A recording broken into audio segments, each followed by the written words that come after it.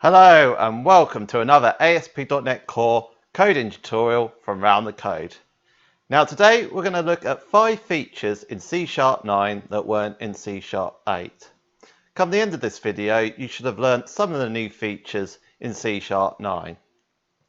Now I'm using the Visual Studio Preview in this video, and that is because C#9 has currently not been released into production.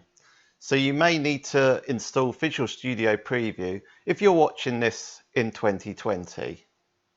Now for more ASP.NET Core coding tutorials, visit roundthecode.com, subscribe to my YouTube channel at youtube.com/roundthecode, and follow me on Twitter, it's @roundthecode.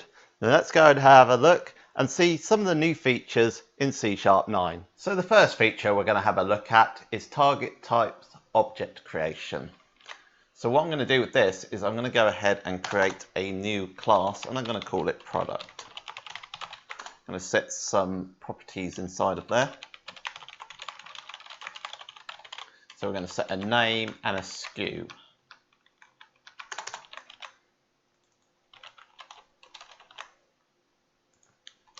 Now you're probably, when you're creating a new instance of a particular type, you're probably used to writing it something like this. So you go new product, so it's the new keyword, then the type. Now in C#9 there are a slight difference with that. What you can do is you can basically, when you declare your variable, you need to tell it what type it is, but once you've done that you can basically just get rid of the type there. So you can just use the new keyword to actually create a new instance of it. And this also works with if you've got more than one constructor, if you want to pass in parameters. So let's go ahead and have a look at that.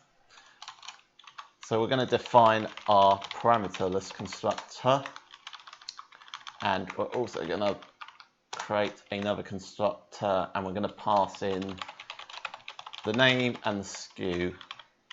And we're going to set the actual properties based on the values that have been passed in through the parameter. So now we can go ahead and do that.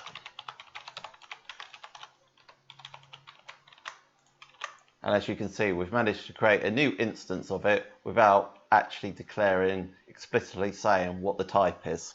So that's the first feature that I want to have a look at. The second feature is to look at Init-Only Setters in properties. So what we can do with that is if we remove these constructors here, we can replace the set with init, like so. So now when we go up here, what we can do is we don't need the constructors to actually set the properties inside that particular type. In our instance product, we can actually do it when we initialize it. So what we can do is create a new instance of product. We can create a new product of name, and we'll set the SKU as well. Okay, so what do you think will happen if we basically try and set a name once we've initialized it? Well, it's going to throw an error, as I can show you now.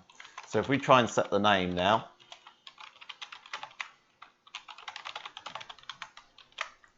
as you can see there, it's throwing an error, and that's basically because we can only set the value for it when we actually initialize an actual instance of product.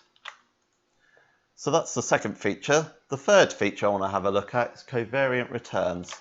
So to demonstrate this, I'm going to create a new class of camera product, and that's going to inherit the product class. So we just need to include a property in there. We're going to state the type of camera. And now we're going to create an abstract class.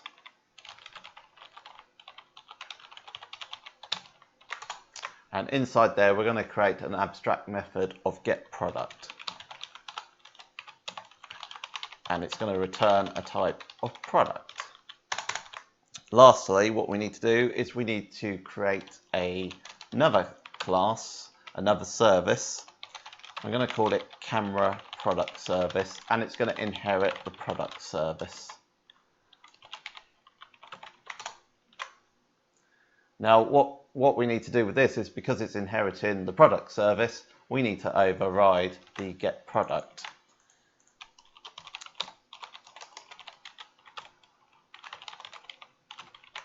Like so. And we're just going to create a new instance of it, return new product. So you might think at the moment, well, there's nothing different here, but this is the cool thing about it. What we can do is, because camera product inherits product, rather than actually having to return a type of product, we can actually return a type where basically it basically inherits it. So camera product inherits product. So what we can do is we can just include the camera product and return that type and return a new instance of it. So that's one of the new features in C#9 as well. The next one I want to have a look at is switch, and basically relational patterns and logical patterns that you can actually add into them. So what I'm going to do that now is I'm going to delete these services. We don't need the camera product class either. And what I'm going to do is I'm going to go ahead and create a new switch command. So to do this, I'm going to create a new static method. Before I do that, what I want to do is I just want to set a price in here. And what we're going to do is we're going to have a look at the price and set actual delivery costs as the example.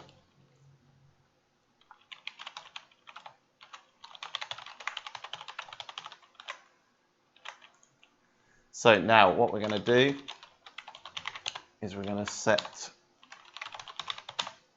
create this method of postage, pass in the price, and now we're going to write our switch command. So we're going to say if it's under 20, it costs $5.99.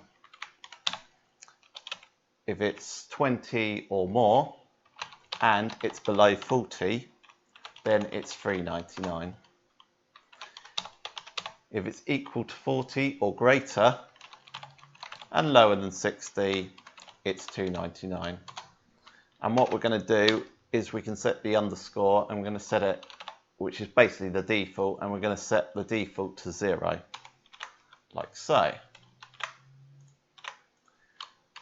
That should be equals, should be like that.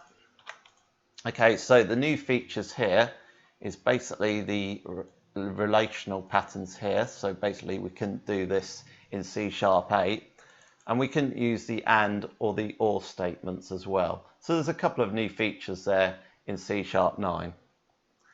Now the final one I want to have a look at is extended partial methods.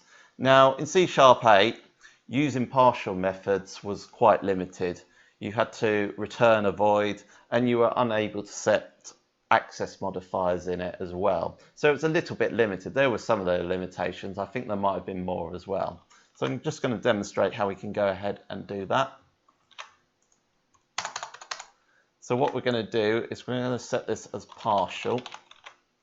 And what we're going to do is we're going to create a partial method, and we're going to call it price, or set price.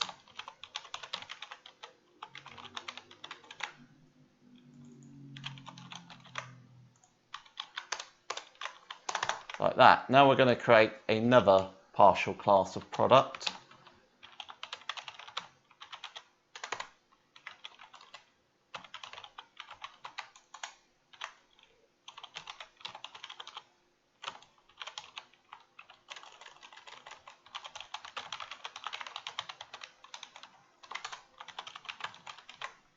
Like so. So some of the things that have changed in this is basically you can now set the actual access modifiers. You couldn't actually do that in C#8, but you can do in C#9. The other thing as well is that in C#8 you actually had to return a void, but in this one, in C#9, what you can do is you can pass back a particular type. So there's a bit of a new feature there, which I'm sure could come in very handy. There are still many more new features to come in C#9, but they're some of the ones you can actually try out now. Now C#9 is due to be released for production at some point in 2020. We look forward to it. So thanks very much for watching. Take care, and I'll see you soon. Goodbye.